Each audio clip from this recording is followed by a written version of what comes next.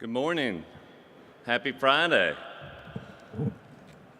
My name is Chandler Busby.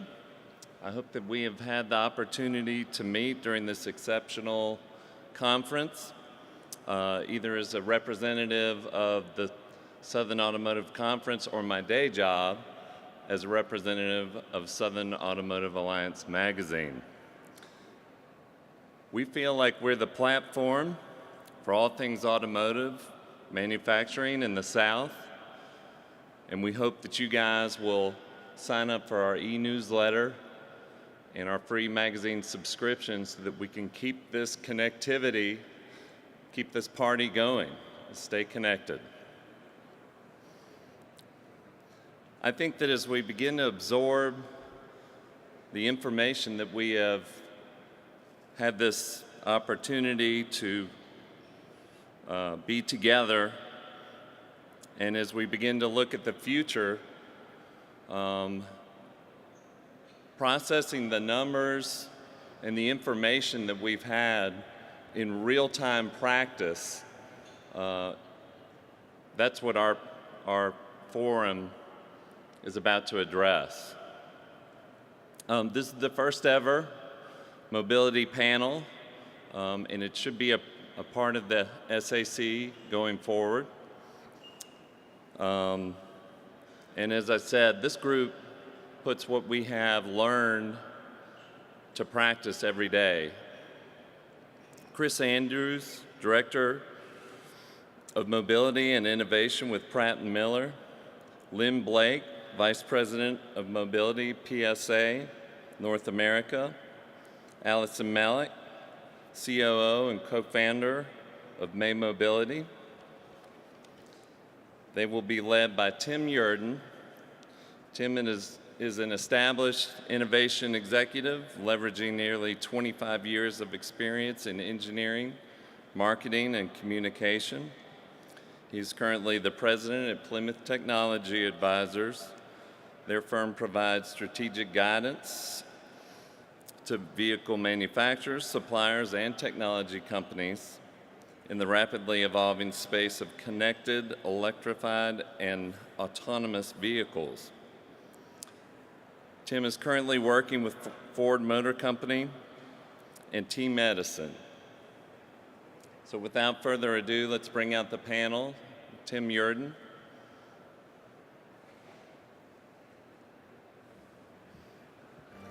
Guys,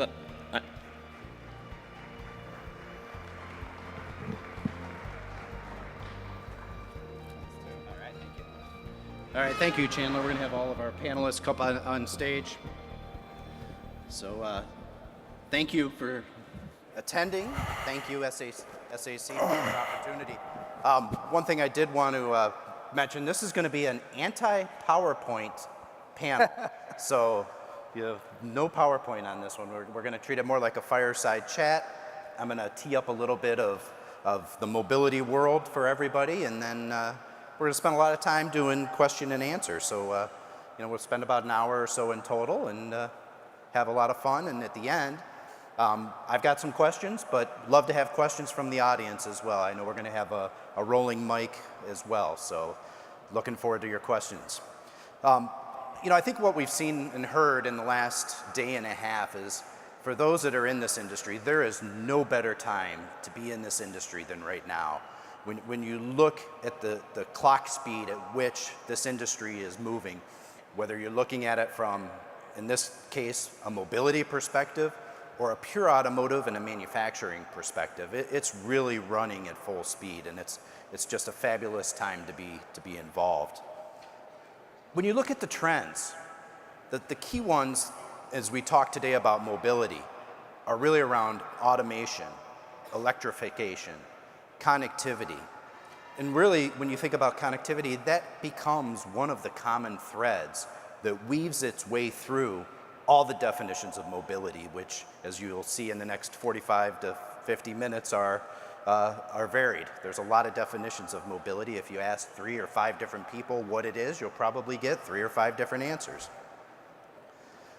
But when we think of mobility, we also have to think about the design challenges that we're all facing. When you think back 20 or 25 years ago when I started in this industry, we designed the car for one thing, and that was driving. You designed it as a very driver-focused, cockpit-centric experience. Today, we need to think about it from multi-modes. We need to think about it while the driver's still driving. You need to think about it when the driver might be in a certain level of autonomy. You need to think about providing information to the passenger in the front seat, which can mean more screens, more controls, more access to information. But we also have to think about it, how are we taking care of the second row or the third row? And as you look at the global manufacturers and the global suppliers, we're doing this on a global basis. You have the experience in China is much different than the experience needed here in North America or even in Europe. So how are we designing to those attributes? And then how are we including the different ride sharing, car sharing, seating configurations? There's all kinds of things that we really need to think about, when we talk about mobility. It's just not delivering the product or the service, but it's about delivering the end-to-end experience. And when I talk about end-to-end experience, think of this. We now have the capability and the technology to start your journey in the morning at your breakfast room table as you're making your coffee or having your coffee with Alexa. Alexa, start my car. From there, you're looking at your mobile phone to confirm that car has been started as you walk out to your car. If it knows you're leaving, the garage door could automatically open. Your car could go out. Your information is transferred to your large display in your vehicle. From there, it could be using data to export through the modem in the car to do data analysis in the cloud to understand through artificial intelligence where you're going, what you're doing, what your needs are. It could be providing software updates to the vehicle in transit to make a better journey, to give you better information, to understand things beyond just what the traffic situation is here in Atlanta.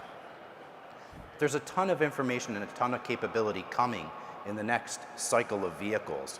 We think another cycle in the next 3 to 6 years, it is going to be tremendous. The knowledge and the learning that's going to take place as we bridge mobile electronics, the consumer desires, and the automotive experience. Another design challenge we have are vehicles and integration and electronic control units. A modern vehicle today has anywhere from 80 to 120 electronic control units in the vehicle. This is not sustainable. We need to look towards integration, which means physical integration of the electronics, physical integration of the software, which will ultimately lead to a much better experience. And this develops the architectures, electronic architectures, that allow you to do that, exporting the data, the deep analysis, understanding those deep neural networks, and bringing all of this together. But at the end of the day, the holy grail is building good hardware, but then delivering great software to that hardware. And if we do those two things right as an industry, we'll be able to use data analytics to make the software better, which then in turn makes the hardware better and makes your end-to-end experience or your journey better. So these things are all trends, all build-ups to mobility that we see coming in the future. But the real question is, who is going to win? Every day, twice this week, we've seen major announcements. Toyota, or the Honda announcement, huge investments. Another Toyota investment this week in the world of mobility. Things are continuing. But the real question is, as you build these products, as we have these mobility enablers out there, is the experience that the company that provides the 5G experience, is that going to be better? Or the company that provides the vehicle that has multiple large displays that you're watching as you're going on Sunday with your friends down to the football game as a ride share? Or is it going to be with the configurable seating where you can relax and take a nap as you're on a longer journey? All of these things will be the holy grail, but at the end, maybe it'll just be whoever has the best ratings on your social media of choice. So what we have today is really a great group of panelists, and these are the folks behind me that are taking mobility and putting it into action. Beyond the PowerPoint slides, beyond the predictions, beyond the what ifs, these are the folks that in the industry that are making it happen. So first, I'd really like to introduce Alisyn Malek, Chief Operating Officer and co-founder of May Mobility. She was formerly the head of innovation pipeline at General Motors, and prior to that, she was an investment manager with GM Ventures, where her and I previously met. There, she led investment in the autonomous space, including early negotiations with Cruise Automation, helping cement GM's autonomous strategy. She also has experience as an automotive engineering, having led the global team to develop advanced charging technology for GM Spark and Bolt EV products. She was recognized as one of the top female innovators to watch by Smithsonian in 2018 and named a top automotive professional under 35 to watch by LinkedIn in 2015 for work in cutting-edge product development and corporate venture. So with that, the way we're going to operate this is we're going to actually sit down, keep it casual. Alisyn's going to do a little bit of introduction. I'll come back, introduce the next, and we'll just keep it very casual. So, Alisyn. Thank you so much, Tim. It's a pleasure to be here today and to tell you a little bit more about the mobility services that we're providing as a part of May Mobility. Our focus is helping to unlock a better life for everyone today using our self-driving technology. My co-founders actually developed a lot of our core IP at the University of Michigan. We work directly with Magna International to manufacture vehicles to our spec to then put out in transportation service. We're really focused at helping communities and enterprises to be able to meet their transportation needs today. We think that's the best first application of self-driving technology, allowing us to come out and meet the public where they are and start to help bridge that gap to the future where everything could be self-driving, but the technology is just not there yet. And so we're very excited about the launch that we did in Detroit, Michigan in late June of this year. And you'll be seeing us in more US cities in the coming months. We've announced Columbus, Ohio, as well as Grand Rapids, Michigan, and more news to come. Awesome. So I'll just stand up because I know I might be a little bit blocked by the podium. But next is Lynn Blake. She's Vice President of Mobility at PSA North America, which for many of you, PSA is probably new to the North American region, but if you're dealing in the global industry, you're very aware of them from a European perspective. Group PSA is the global automotive company that produces Peugeot, Citroën, DS, which I'm a huge fan of, Opel, and Vauxhall automobiles, and the mobility services brand Free to Move. In her current role, she is responsible for leading the strategic development of Free to Move brand and services within the North American market, including oversight and execution of the mobility operations in such areas as P&L management, strategic acquisitions, the business case development, and marketing communications. Prior to joining PSA in September 2017, she was the Director of Business Transformation at Nissan North America, where she led a team of project managers on initiatives to drive organizational change, competitive business practices, and value creation, which are all kind of the traits you need as you go down this new mobility journey. Her experience spans more than 20 years in the automotive industry, including OEM program and project management, governance, marketing and sales across global, regional, and national markets, as well as dealership operations. She also completed the Strategic Marketing Management program at Stanford University and holds a Master's of Business Administration from Rutgers. So, Lynn? Thank you, Tim. It's very exciting to be here today to talk about mobility because it's the space I'm living in right now. PSA North America as an OEM is taking a unique approach to this marketplace by coming with services first in the mobility space with our Free to Move brand. So we're starting these services right now. We have leveraged our Free to Move aggregation app from our global European headquarters to give people the opportunity to both see mobility options near to them, book and pay. So this is everything from car sharing, bike sharing, scooter sharing. In Europe, we've been very successful at launching the Free to Move aggregation app. They have about 1 million customers in Europe right now in 17 cities. So we're excited to start launching this city by city. Coupled with the Free to Move aggregation app, we're also looking at more structured services like car sharing and we announced just this week that we'll be launching in Washington, D.C., our first car sharing operation, which will be coupled with the Free to Move aggregation app. Our approach right now is to go city by city, understand and learn customer preferences, and then apply this to the launch of our vehicles in the future. Thank you.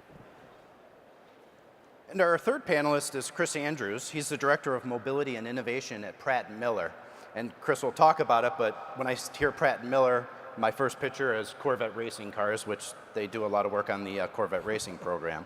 But Chris's responsibilities include much more than that. It's really developing the strategic growth plans for automotive and power sports, commercial trucks, the new mobility customers in the area of autonomy and vehicle dynamics, electrification, lightweighting, aerodynamics, and smart active systems, and in addition to a lot of other services and solutions that they provide.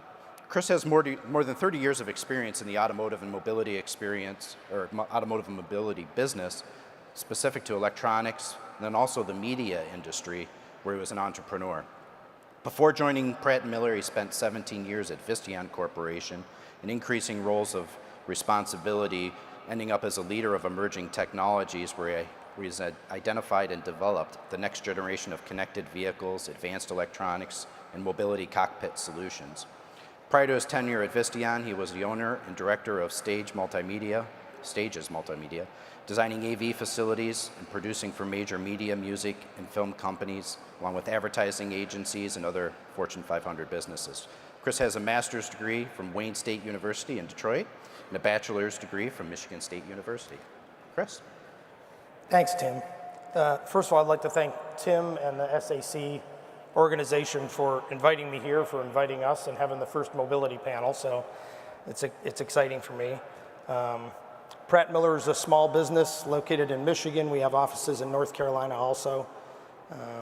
We're a product development company, so as Tim said, the company started out with our founders, Gary Pratt and Jim Miller. It's still privately owned by those two.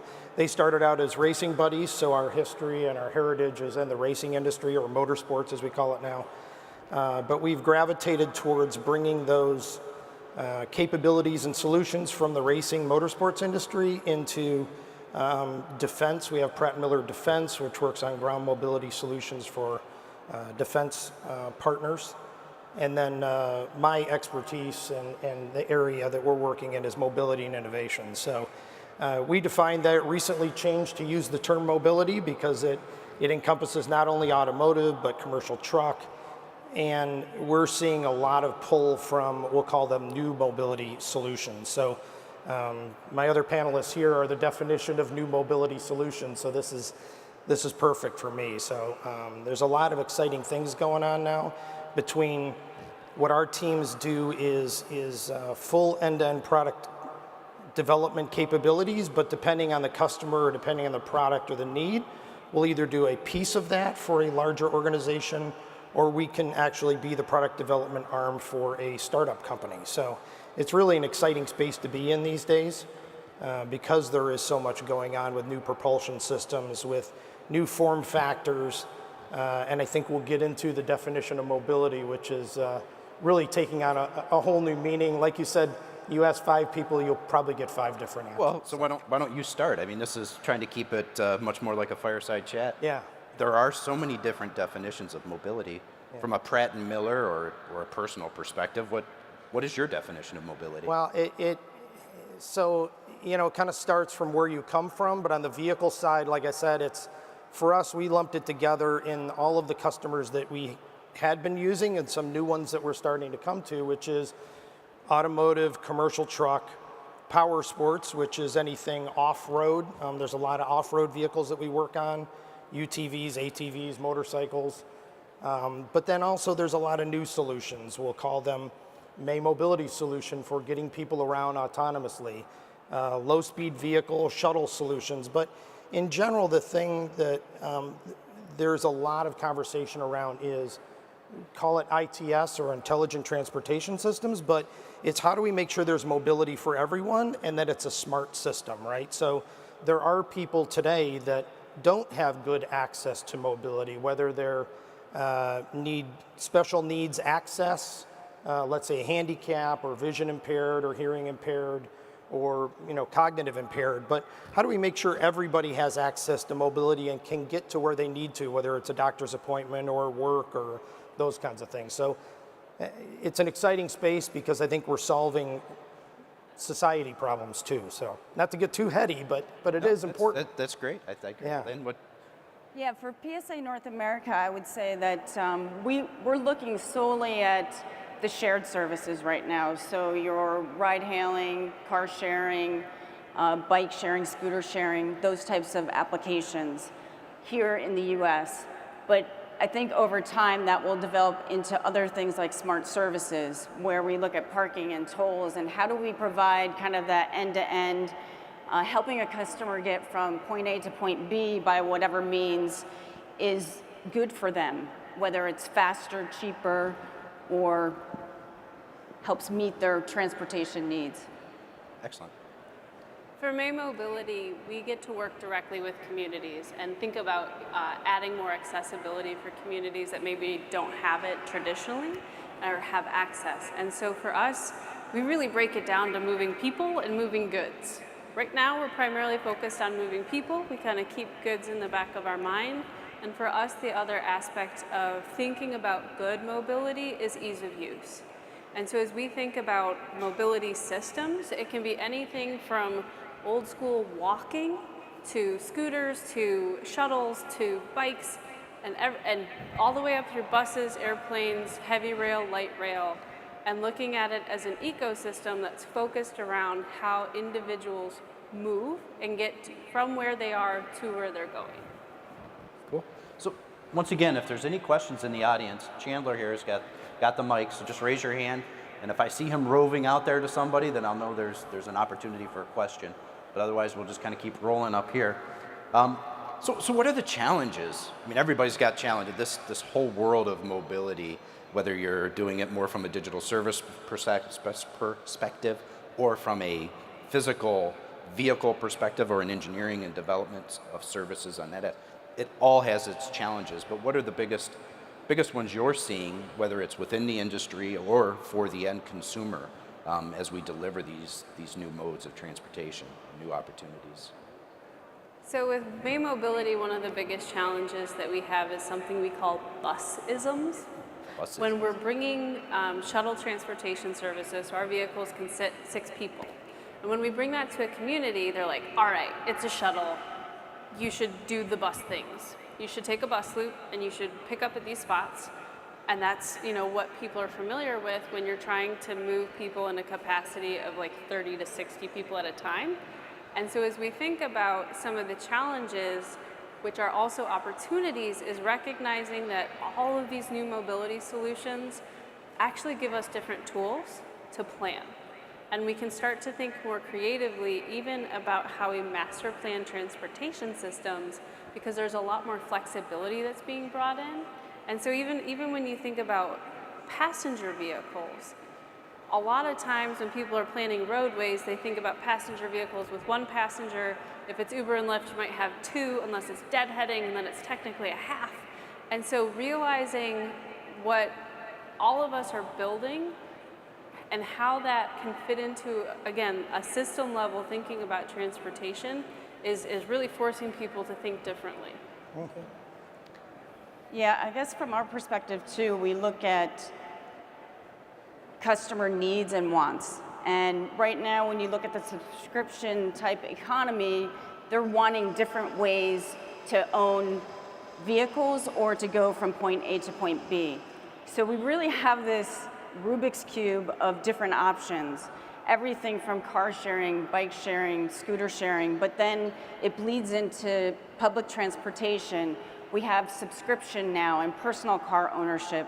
And we know that the technologies are going to continue to evolve, and trying to make sure that we're evolving our business models against this new technology and what consumers really want is probably one of the biggest challenges, so that we're making sure we're staying ahead of the curve, ahead of the technology curve.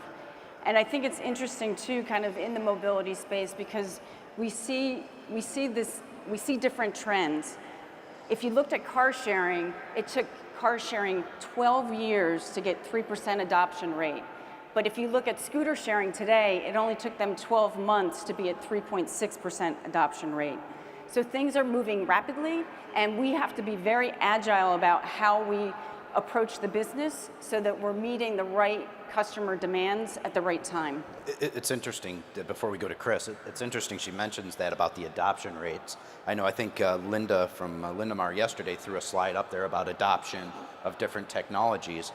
But there's also things where, sometimes we've been ahead of the curve. And part of that, if you think of some of our infotainment systems where we took physical buttons or knobs off the infotainment system at a time where consumers still were adopting to mobile or smartphones. So, think about 10 years ago where when they took your BlackBerry away and you didn't have a physical keyboard, you didn't know what to do. But over time, people adapted and grew into a tablet phone or a smartphone without the keyboard. And those are things that these adoption curves just continue to increase exponentially. And, it's about timing. You don't want to be too soon. But if we time these things right, the adoption is going to continue. And I think we've got a bright future. But there's so many things that are happening. It's so fast. I think there's a demographic piece to this, too, that we have to consider. But go ahead, Chris. I know. No, that's exactly right. I mean, the adoption curve part is very important. The interesting thing about being at Pratt & Miller is most of the times we're the guy behind the curtain. So I can't talk directly about a lot of the things that we work with because keeping customer integrity. But a lot of what we do is implementing or integrating new technologies, right? Now, sometimes we'll have, let's say, engineers like to create things for engineering's sake.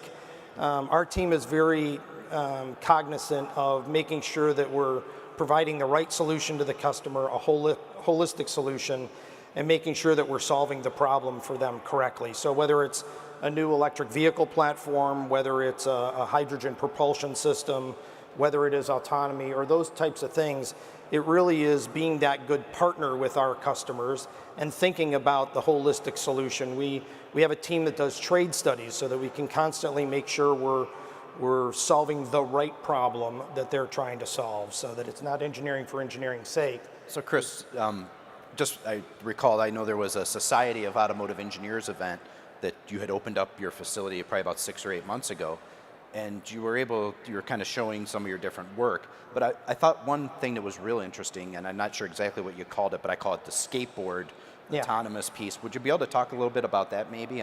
Yeah, so we're seeing a need in the market. So we have developed a Pratt Miller drive board concept that we're actually now taking to the next phase of designing and building some of these. But it really is not to compete with traditional OEMs, but we see this new market need, whether it's low-speed vehicles, but it's for a new form factor type of vehicle. I mean, and you're able to talk about your first application of that, or what's that? Are you able to talk about that? I'm not yet. I will be in about 30 days. Okay. So I was hoping to today, but it's delayed by about 30 days. But it really takes a lot of these new technologies and it thinks about it in a different form factor. Like when you mentioned, is this a bus? Is this a shuttle? There are new solutions out there that will meet more of the mobility needs for people. And designing for that now from the ground up is a very interesting space because you don't have the constraints. Using some of the new technologies, you don't have the same constraints that we used to with traditional vehicles. So Lynn, I know you're basically a startup within a larger OEM for the best, I guess that's the way I would put it. But what are the things that you're able, as a North American new business, able to leverage from the parent companies out of France and other parts of the world that have done bits and pieces of this work previously? Yeah, I would say, first of all, I think the Free to Move application aggregation app is one of those key pieces that we can learn from what they're doing in Europe and maybe look out to future trends. Europe is much more attuned to mobility offerings, and I think over time, U.S. customers, as they're exposed to them, will learn how to use them and see how they fit into their lifestyle. So that is one clear application that we're bringing over. We're also looking at fleet solutions, which is a big part of what they're doing in Europe underneath the Free to Move brand, as well as smart services, as I said before, where we can look at things like parking and tolls and other services that customers want. Obviously, from a vehicle perspective, we'll be leveraging the expertise in vehicle manufacturing to eventually come back here. But we do have a clean sheet of paper, so we're starting in this mobility space, but we know that we can approach the market very differently, both in mobility, but also when we start to launch vehicles. No, it sounds like a very well thought out kind of crawl, walk, run type strategy. So Alisyn, you guys as a company, I mean, it seems like just yesterday I read that, okay, you're going to start this thing, and I'm like, I'm not sure, is it going to take off? And now I've seen this cadence of, first it was like every month or every other month there was an announcement, and then it seemed like every month there's an announcement. Now it's like almost every week I see something, which is great. So it just seems like you guys are on a rocket ship here. We've been keeping busy. So we did start in May of 2017, but like I said, we started with a bit of an advantage from a time perspective because so many of our initial engineers had been working together in self-driving technology for so long. So that helped us start with a car that works. And then our focus. So our focus is really on serving communities in the way that they need. So we get to go into a community and say, who do you need moved and where do they need to go? And that simplifies from a business perspective a whole lot of things. I can know exactly which roads I need to have mapped. I can know exactly which people I need to get educated before we launch the service. And so from a startup perspective, the other half of my work just got done. And so for us, we've been able to launch quickly into different markets and create new partnerships because we really simplified both on the technology side and on the business side how we go to market. And it actually helps us to build bridges quicker with riders, and that's something as we think about, again, working towards the future where everyone can have ubiquitous access to transportation, starting in communities like Detroit, like Columbus, like Grand Rapids, getting out there and really connecting with sort of average Americans, we think is going to help set us apart.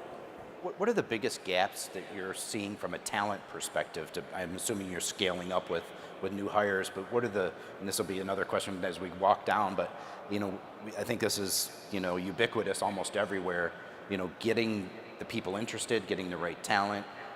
What are your challenges today? So oddly enough, our CEO is a robotics rock star, so we're able to get robotics engineers pretty easily. Getting software engineers, I think, is a challenge for any company. But as we scale, for us, we're actually starting up operations in each city that we launch in. So I'm hiring people in Columbus right now. So there's a method to the madness of all that PR. So that way the communities that we're launching in know who May Mobility is, and we can pull local great talent that is really good at more the fleet management aspects and sort of the customer care aspects of providing transportation services. So it's funny because it's like, all right, I can get great robotics people and I can get great software people, and it's sort of the fight against other companies, but it's a known set. As I'm looking for leaders that can help me to grow my operations teams, my customer success teams, we're in a whole new territory. And so that's actually where I've had to get more creative in terms of how I think about grabbing talent from other industries, bringing them into the mobility space and helping them learn about mobility. That's cool. How about you, Lynn? Yeah, I think it's a really interesting question because being a traditional OEM, we tend to go out into that OEM space, but we know we need different thinking. So we're trying to expand beyond that. So people who are more in different, because mobility is so young right now when you're looking at these startups that nobody really has mobility experience. But we're trying to look for more people that are coming from startups who have maybe more of that challenge methodology, that are thinking into the future on what can be, not what we've done in the past, and how that applies to today's world. So it's a tough thing to find people who really want to come in and think differently outside of the automotive OEM world. Chris, you're a little bit more on the traditional side on the engineering services, but Yeah, I'm sure you it's it is traditional engineering services, but Pratt Miller's a little bit different. That we don't just do hiring people out. We hire out teams to solve problems. So we like to use the term kind of engineered solutions. So we don't just kind of put one or two engineers in a seat and non-directed or. So it is a unique aspect. That's why we call it a product development company. But this is one of the biggest challenges that we have, right? Is not just finding talent, but finding the right talent, the right skilled talent. And it could be a young person coming out of a university that has a skill that didn't exist previously, right? So for robotics and automation, that's a good place to find a lot of that talent because it's a new talent, right? But it's a mix of new and old skills, right? We have tradesmen that are good at building these vehicles and knowing how to integrate things, and it's that combination of people that makes it good. The other thing that's unique about Pratt Miller is because we can provide our employees the ability to work in motorsports, defense, mobility, or innovation solutions. So it's nice that they're able to kind of not be pigeonholed into one market, and they get to be able to go from, let's say, a defense program for a couple of years, and then they can go work on a race team, and then they can come work on a new mobility solution. Or if they want to stick with a large OEM, we've got solutions there too. So it is a nice balance that helps us get the right talent. But it's a constant battle. Yeah. There's a shortage. Absolutely. It's funny you mention that because I just think about 25 years ago, I had the opportunity to work in a racing group, and that particular group actually won an ESPY award, an ESPN ESPY award, because they developed the technology to export data from the vehicle, which was your telematics type data, when we were able to broadcast it on live TV so you could get your RPM and your speed. So that was a great experience, but those were the early days of some of the things we're now still trying to. Yeah, and it's interesting, that aspect of our business has actually grown a lot now. So we have a couple offices in North Carolina now, so we have an access to a whole new software development pool team. So we actually have some software products that came out of the motorsports division that are engineering tools for developing vehicles, for advanced development, and those type of. It's a really interesting space. So I think that brings up another interesting topic, or thread of a topic, is technology transfer. We talk a lot about talent transfer, as we just did. Where do you go to find the right talent? But it's also, where do you find the right technology? No one is, the days of being completely vertically integrated to do everything. It's just not feasible. You have to have this level of collaboration and the fortitude to want to collaborate. You can't say, I'm going to be a collaborative company and then stonewall everybody around when you actually want to work together and just steal the ideas and take the information. You have to actually give a little bit to get a little bit. And with that, there's a lot of opportunity to bring in new technologies or acquire small companies. Anything that you're doing that's unique along that nature, Alisyn? I think for May Mobility, our partnership with Magna International is actually a great example of collaboration. We are a startup. We don't build in the tens of thousands of vehicles a year yet, but Magna recognized the opportunity to work with a company that's actually putting vehicles out into use and saw the value there, even though we're small now, in partnering with us and treating us like a partner, not treating us like a science project, not treating us like a side thing that could get done, but truly treating us like a partner. And having come from the automotive side of things and working in partnerships, I really appreciate that, because that actually can be hard to come by. And it's like, they're too small to be treated as a partner, and then 3 years later it's like, oh gosh, where did that come from? Where did that company come from? Even though it's been under the industry's noses for a long time. I was really impressed by Magna's willingness to see the future potential and start the partnership now. Yeah, I think the idea of partnership, especially in the mobility area that we're looking at, is pretty critical. And one of the good things about our Free to Move brand is basically we consider it brand agnostic. So we're happy to partner with others to bring the right mobility solutions to our customers. And even in our operation, car sharing operation in Washington, You know, we've reached out to the Chevy brand to use their vehicles for our car sharing service because we don't have vehicles here yet. And we imagine that even in the future, when we start to bring vehicles in, we will still not populate it 100% with our vehicles, but partner with others because we want to make sure we're giving customers the right mix of what they want to meet their transportation needs. So partnership, I think, is going to be critical because we're not going to be able to give every single solution to the customer that they need to meet their transportation needs from A to B. Yeah, for us it's key. We're a very small company. We're only 330, 350 people, so the amount of bandwidth that we provide in the different Small is industries. relative, Chris. Well, it's just We're five. amazing. We're that- almost at yeah. 50. Well, that's true. So yeah, good point. And yours is We're five. yours is startup smaller, but for the amount of breadth that we work across the industries, to me it's small, right? But partnerships is key. You both mentioned it, right? Nobody can be in this day and age. The complexity of the systems and the solutions we're trying to provide. If we meet someone that says they have all of the answers, then we kind of know that's not true. So we have quite a few strategic partners, whether it's an OEM, whether it's major tier ones, whether it's new startups or universities in some research. You kind of have to keep your hand in a lot of those things and just be open to partnering with some of these things, and it's the only way to get things done these days and provide the new solutions. I'm just going to pause here for a second, see if there's anybody brave enough to answer or ask any questions out there. Oh, there we go. We got it. We have a customer. Oh, we got two. We live in a city here in Atlanta that is just almost gridlock every day.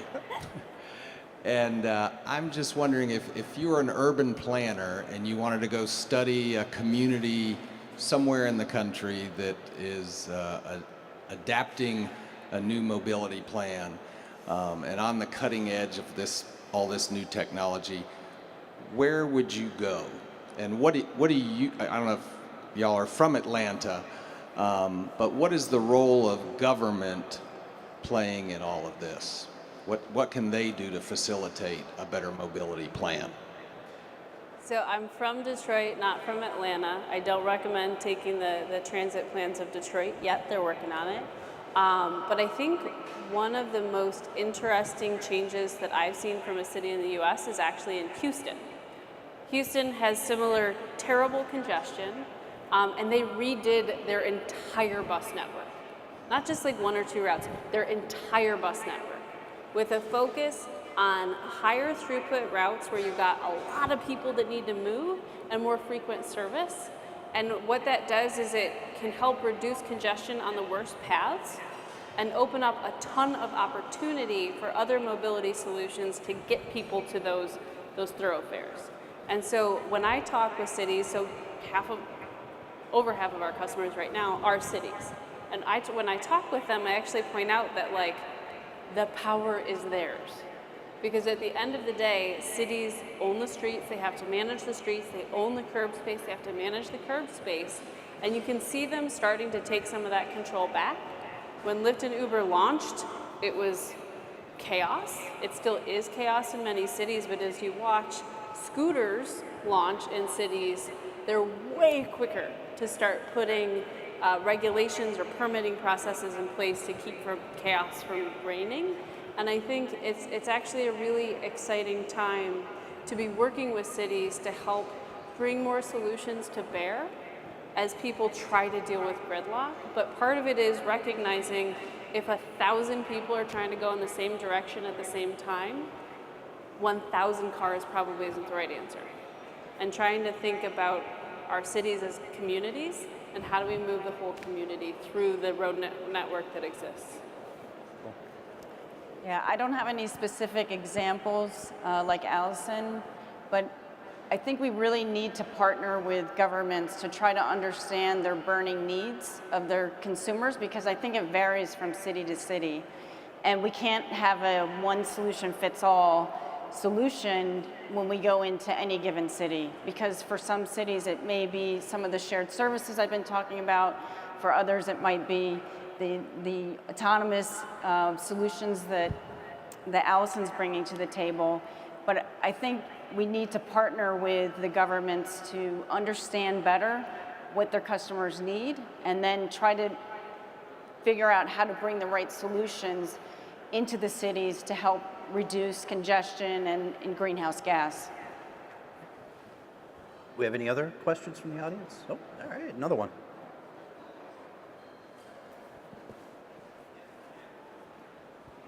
Hi, good morning. This question is for PSA and the Free to Move brand.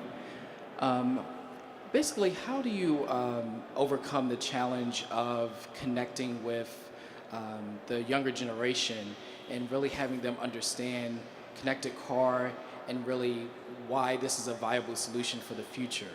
And really tying that into the more social media environment and really getting them more excited about what you're doing and what you're bringing to the table as far as the North American market.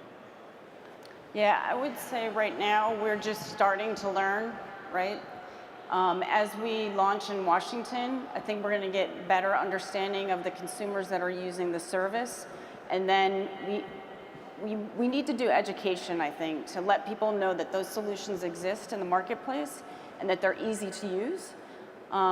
So we will be marketing out and understanding basically consumer needs. And I think also too, what we'll need to be doing through these services is really surveying a little bit to understand where the pain points are, so that we're starting to give better solutions and we're providing top-level customer satisfaction. So we're in the early days now. The younger generation is basically one of our biggest targets because we know that they're early adopters to a lot of these new shared services that we're going to put on our platforms. So we will continue to work and learn and then apply that as we go city by city. Thank you. Any other ones? So I'm going to do one kind of maybe last big round of questions here for the panelists. So we've talked a little bit about autonomous. There's also the electrification side. So I tend to think of these things as, multiple swim lanes. You've got autonomy, you've got connectivity, you've got electrification.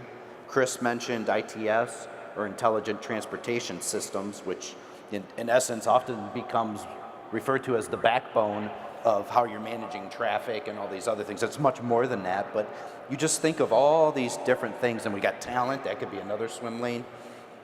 How do we, as an industry, work with enough rigidity that we deliver something and make money, because all of us are usually here to do that, but at the same time have enough flexibility to turn and jump lanes if we have to, because this area is moving and it's so dynamic that if you're completely rigid, you may miss the opportunity for something, but if you're completely fluid, you're never going to deliver anything. So I know that's a loaded question, so I don't know, Chris, if you want to. No, it's a perfect point. It's a daily and weekly battle, right, between not only kind of what projects or what customers we decide to partner with, but again, trying to make sure that you're open enough to try new ideas and experiment and work on research things, but also work on things that you believe you can scope into delivering value, right? So I'll add another swim lane that is most recent, and some may laugh, right? But it's this multimodal solution, right? So we're talking about a lot of ground solutions, but especially in Europe and Asia, starting to be here, there's more solutions that combine ground mobility with the electric vertical takeoff landing vehicle, or with drones, if it's package deliveries. So it's the solution space and the vehicles are starting to get a little more parceled, right? With multi-solutions, whether it's water or air. So again, you kind of got to be open to say, oh, okay, some of those ideas are crazy, but then again, some of them may provide value in a certain niche that really solves a problem in the community and the culture. So if I could order, I think we're in the home of Home Depot here, right? Yeah. So to speak. If I could order that extra box of nails or screws when I'm in the middle of my project, and that drone could deliver it to me on my site in my backyard, I've saved an hour of time. Well, really, it's 2 hours, because I'm going to stop and get food and do something else, and you know, just the efficiencies are going to be fabulous when they get there. So one of the delivery solutions out there that's going to be starting soon, if it's not already, right, is you have a truck that has a few drones on the top. It pulls up to one location, these two go off and deliver to two others. So you're delivering to 3 locations with one stop. So, but you're right. There's providing value in that pipeline, whether it's to people or moving goods, like you mentioned. It's an interesting time, I would say. I think so. Having worked as an electrification engineer early in my career, and then looking at a lot of connectivity solutions when I was in ventures, and now worrying about how to deliver AV services, the biggest challenge that the automotive industry has in this future state is that we think in terms of swim lanes. Is that connectivity is different than electrification, is different than autonomy. Talent feeds into all of those things, but when we think in terms of swim lanes, you start to hyper-optimize for your swim lane instead of thinking about the person or good that you're trying to move. When you think in terms of the service, all of a sudden those things start to play in concert. I run an AV services company that happens to target dense urban areas. I need my car to be electrified, in part because it's a simpler powertrain to be able to control, so the car is less herky-jerky, but in part because it's really hard to get garage space where I can put fuel and store it there, dealing with electric charging, and I do have to have special battery storage shelving areas, but it's way easier from a real estate perspective to have an electric vehicle. So for me to be a services company, electrified makes sense. And these are the things where when you think about the end user and how you're going to deliver to them, the swim lanes fall away and you can start to get towards the best product that creates value. That's a good point, and I think I mentioned a little bit earlier, but it's thinking about it from an end-to-end experience or an end-to-end journey perspective and pulling in the right things that you need as you go through it. And we as an industry or even as design or mobility people, we don't always think that way because we're so focused on delivering our piece. Lynn, the last word. Yeah, so, you know, as we're looking at this space, we know that the technology is going to emerge very quickly. So for us, it's making sure we're trying to stay ahead of the trends and actually capturing or harnessing, you know,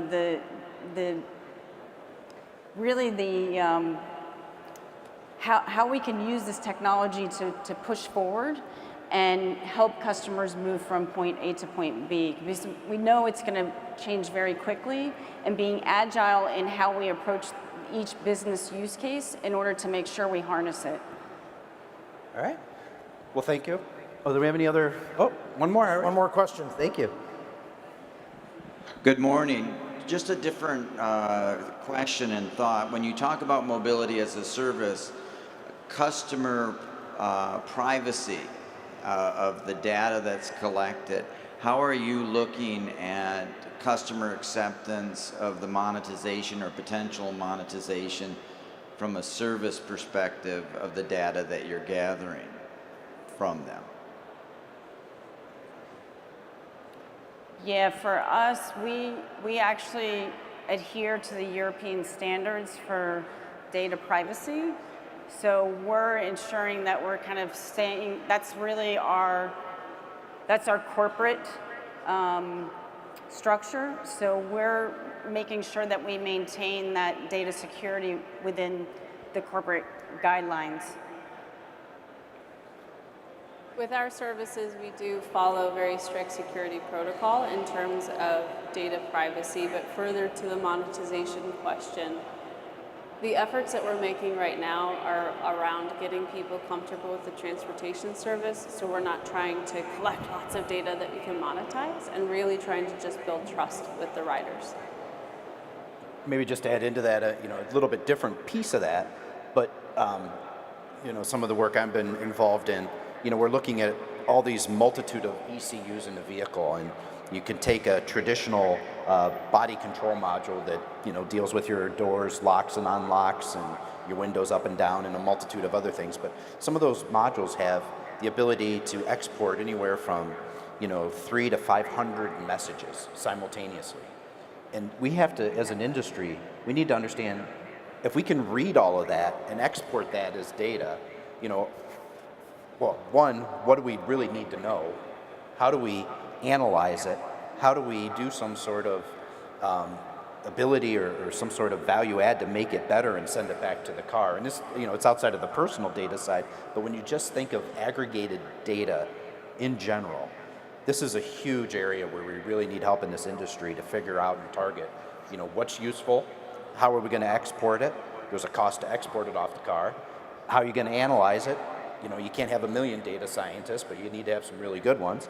And then how are you going to return that data as a useful update to the car or to sell it or do whatever? So it's a huge area that we really need to dive deeper into as an industry. So. Good morning. I'm Catherine Hayes with the South Carolina Research Authority, and thank you so much. This has been an excellent panel. One of the things I'm working on is technology transfer to industry. I start with a needs analysis and then do tech scouting and then try to match up that. What mechanism would you entertain in your companies to have technology, like new tech, presented to you from you know, outside, say from me? That's actually an easy one for me. We have a unit within PSA that is all about, it's called Business Lab, and it's all about new ventures and understanding forward technology. We have resource in San Francisco that's actually looking at this on an ongoing basis. And we look at partnering with different entities in order to learn different parts of basically technology, but other parts of the market. So we have a specialized unit it's really assessing opportunities on an ongoing basis. Being a 50-person startup that is getting ready to launch into 3 cities, we did license technology from the University of Michigan when we started, so we're a big supporter of tech transfer. But generally, if somebody's going to bring a new technology to us, we need it to come in product form. We're sort of a different branch on the work that you do right now in terms of actually bringing a technology to market, and we just don't have enough people to go work on an aspect of the technology. So usually then we look to have new tech brought up through our supply base. So for Pratt & Miller, I'd love to talk to you. So that comes in through my group, through our innovation group. And we have a CTO runs a technical roadmap for our company. And we try to aggregate that between university research, things we're doing with projects, or co-IP with customers or universities. So. Cool. All right. Well, first of all, I want to thank Chris and Lynn and Alisyn for making the trips here. We appreciate that. They get a round of applause for all the great work they did up here. So with that, thank you very much and enjoy the rest of the event. Thank you. Thank you.